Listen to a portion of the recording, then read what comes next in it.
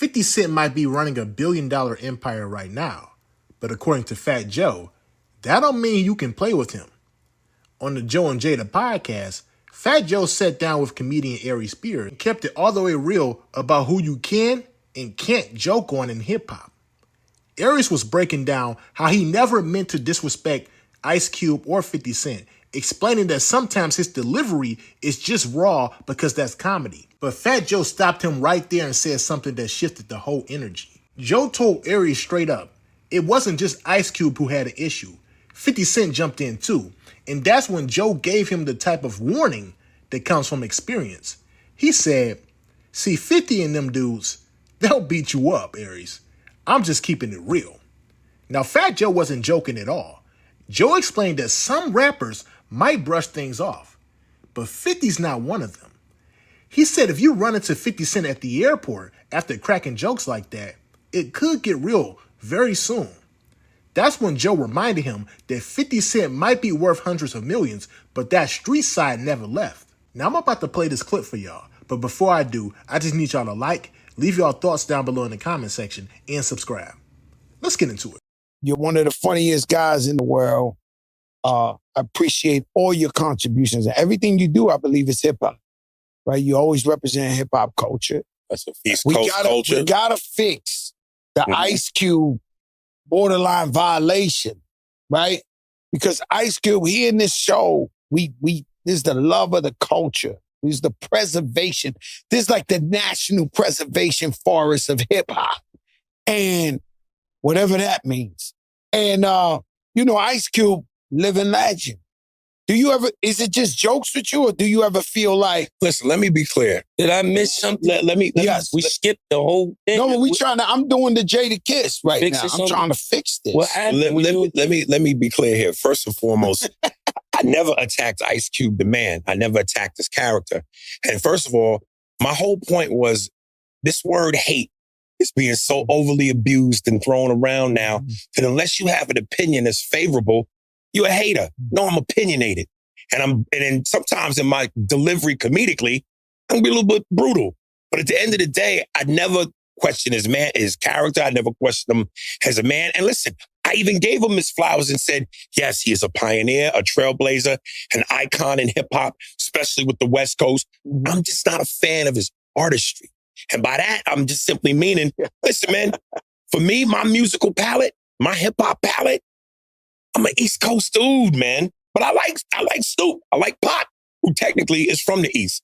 But nonetheless, just because I'm not a fan of that does not mean that I'm a hater. And if I'm being really specific, what I was really speaking to was comedically, acting-wise. Because I just feel like, and listen, I know it's all about getting the bag and the money. And, I just feel like with sometimes artistry, a rapper can't do comedically what a comedian can, because that's a muscle. That's an instinct. That's in our blood. We eat, sleep, shit, breathe comedy. No more than I can go in the booth and do what you can. Better than you. I saw T.I. Do some comedy. He was actually pretty good. Okay, don't go there. Your opinion. It's your opinion. It's my opinion. But the comedy community will tell you otherwise. Because here's the problem. If you're going to step into another genre, you got to humble yourself. And T.I. approaches comedy with the same bravado he approaches rap. That's a different aesthetic. Yeah. Humble yourself. I agree with you. I thought T.I. was funny, right? I may die one day. Die one day. No, but I may die one day of laughter. I don't know if nobody... Well, then I'm going to be the one to kill you. Of laughing, because I'm the guy they threw me out the movie theater, Eddie Murphy Raw. I went over there with the whole projects. Out of the whole projects, the security came was like, you're an asshole. You're the one that gotta go. I'm the one making the most noise in the movie theater. They threw me out the movie. I am a sucker for a laugh, like a sucker for a laugh. So I thought T.I. was funny. But there's levels to this shit. Well, I'm going to admit something here too that I've been noticing. I've been looking and said, in hip hop, it's all about competition. Right. So you got to convince yourself you're better than every other rapper, whatever the case may be. And so there's a bit of delusion and whatever. And so we start the podcast, and the first thing I do is start shooting. You know, like I want to smoke with all the podcasters. And I realized I got to humble myself a little because we just started this, even though we the rookies of the year. But I could see where people could look at it and be like, yo, this guy. You know, but this just my heart. I've always been like a warrior, a gladiator to come out there for the smoke. But I realized the podcast is a different space. It's like everybody's smiling at each other. Nobody got smoke with each other. So I'm thinking top 5 dead or alive. Who want to jump out? Where's the smoke? Who we got? But that ain't what it's about. It's about having an opinion and bringing something to the people.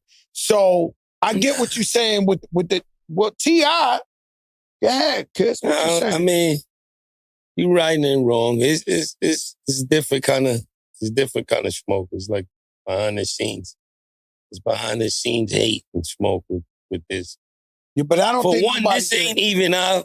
We borrowing this space. Well, at least I am. Mm-hmm.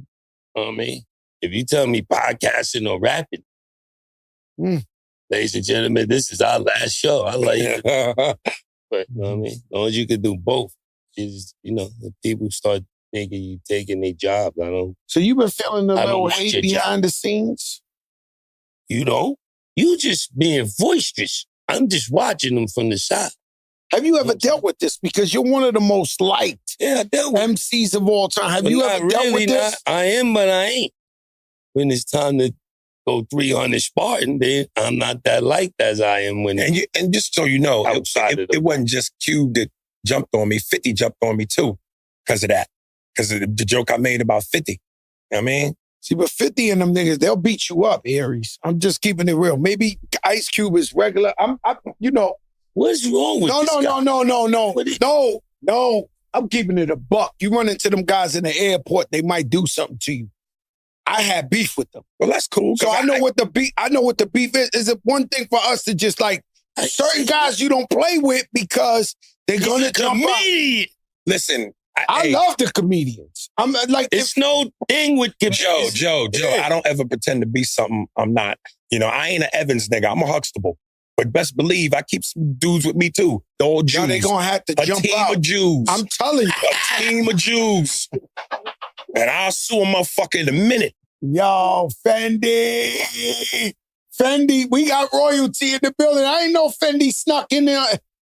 He got his trumpet. We got a studio audience, correct? We have a studio audience. But Aries, I'm just I gotta be honest with you because you're my guy. You're on my album. I fuck with you. Yeah. You know, I advocate for you every time I can because I think you're hilarious, but I do know where that could go wrong.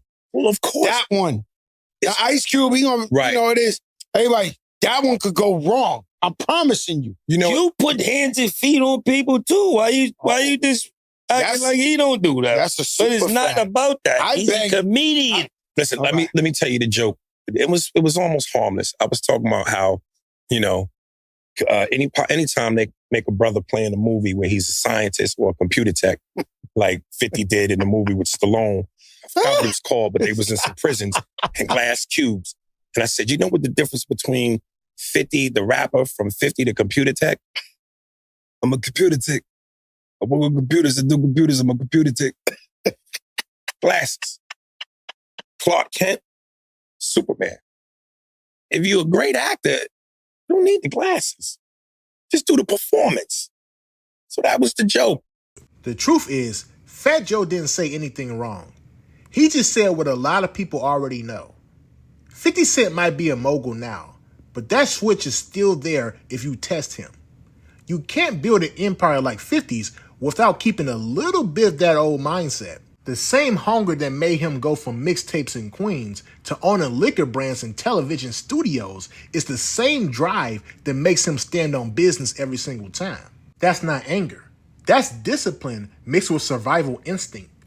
What I respect about what Joe said is he didn't make it sound negative. He wasn't clowning. He was reminding Aries Spears and anybody else, hip-hop still has real roots.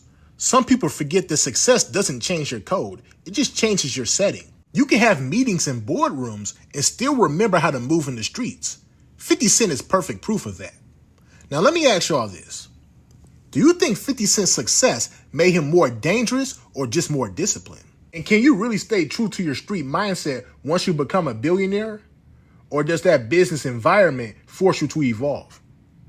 Let me know y'all thoughts down below in the comment section. And make sure you like and subscribe. Peace.